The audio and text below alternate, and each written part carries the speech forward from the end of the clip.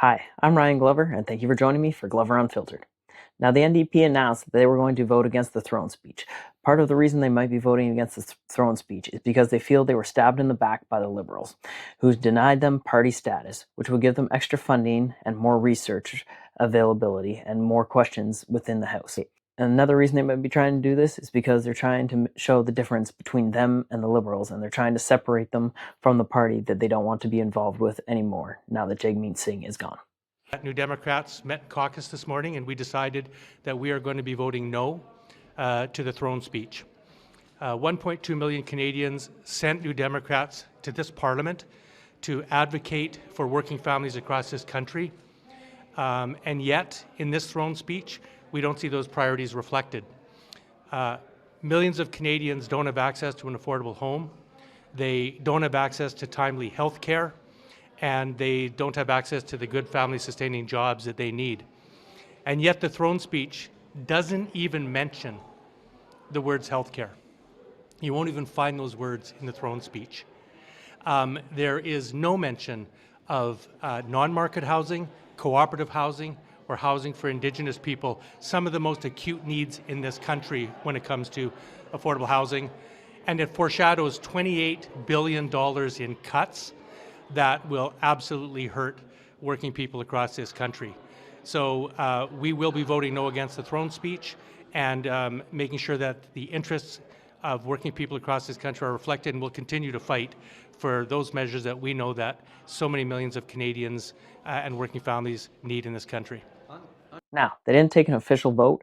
They did what they call a division vote, which basically means they're just going to move on with the matter. They're not going to take a vote in person. They're just going to figure out what the votes were later because they already know that the Liberals were going to win, which is actually a very good idea for the opposing parties not to allow this vote to take place because they don't want to have Mark Carney shown he's being handed a win, especially when they just had a win themselves yesterday or a couple days ago about the budget.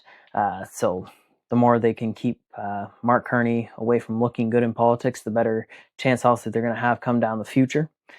There was also, you'll notice that the room was actually very empty when they decided to move forward with the motion of not to count the ballots. So you'll just have to watch and see for yourself. 6:15 is my duty to interrupt the proceedings and put forthwith every question necessary to dispose of the motion now before the House. The question is as follows. Mr. Hogan, appuyé par Madame Chenette. Seconded by Ms. Chenette, moved that the following address be presented to His Majesty the King in the following words. To the King's Most Excellent Majesty, may I dispense?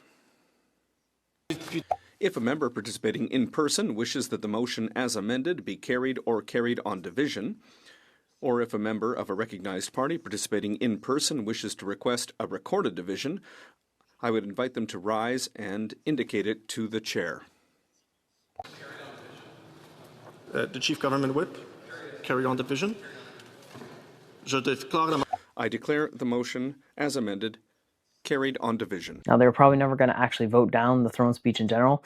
Last time this happened, it actually turned a minority government into a majority government for the party that was already in power, because basically the people, they just went to the voting booths.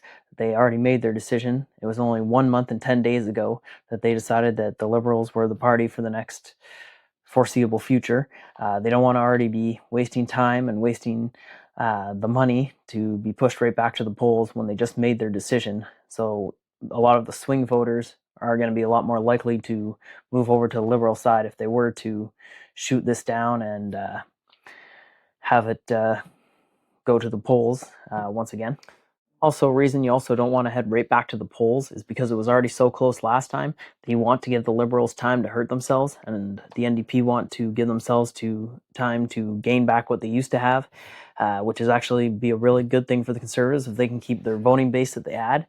If they can go back to the polls with a 41%, they will have a large majority instead of losing the election if they can get the Liberals and the NDP to split the vote, which would be fantastic, especially if you can get the Bloc to pick up a few more seats in Quebec, which they lost this last election to the Liberals, which I don't think they'll actually lose again, or at least a few of those seats will flip back to the Bloc, probably as long as the election, give or take, is a year plus away, maybe at the very least 6 months.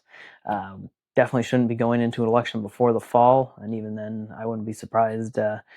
Probably just better to wait till next spring to actually have another election. Now, if they did vote against the throne speech, what could have happened? There could have been a vote of non-confidence, or there could have also been a vote of confidence for a separate party, which would actually, I think, be a really bad precedence to set. It's never happened before where they have an election, the throne speech gets shot down, and then they just pick the confidence of a new party and they become the leader of the government. We don't want that to happen. It's going to set a bad precedence, and it's basically going to probably destroy basically the democracy in Canada. But let me know what you think. As always, stay curious, my friends.